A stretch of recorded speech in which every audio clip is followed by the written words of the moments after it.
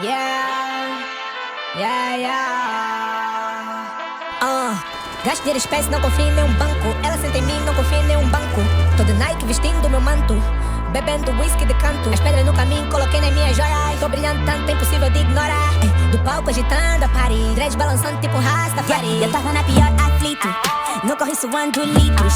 Hoje ela me liga falando que eu tô cada dia mais bonito. Lindo, yeah, agora chegou minha vez, porque esse boy virou uma estrela. Falei pra ela esquecer o ex, que de bundão já basto dela.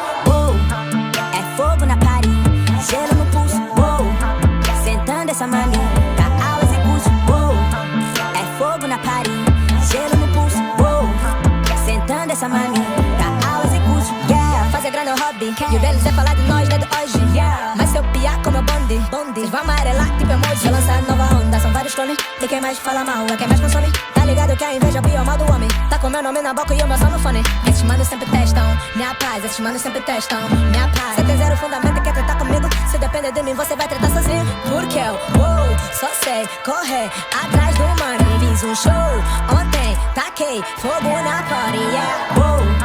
É fogo na party, gelo no pulso, sentando essa mami, dá aulas e curso, é fogo na party, gelo no pulso, sentando essa mami, dá aulas e curso. Mano sem sal, nunca curti, baby só quer me seduzir.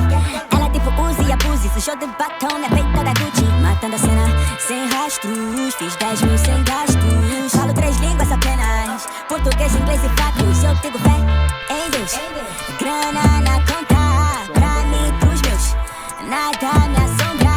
E eles dizem, você eu duvidei, cê pode acreditar, não duvido mais. Hoje a vida já sorri pra nós, mas nunca vou esquecer que há um tempo atrás tava na pior aflito, no corre suando litros.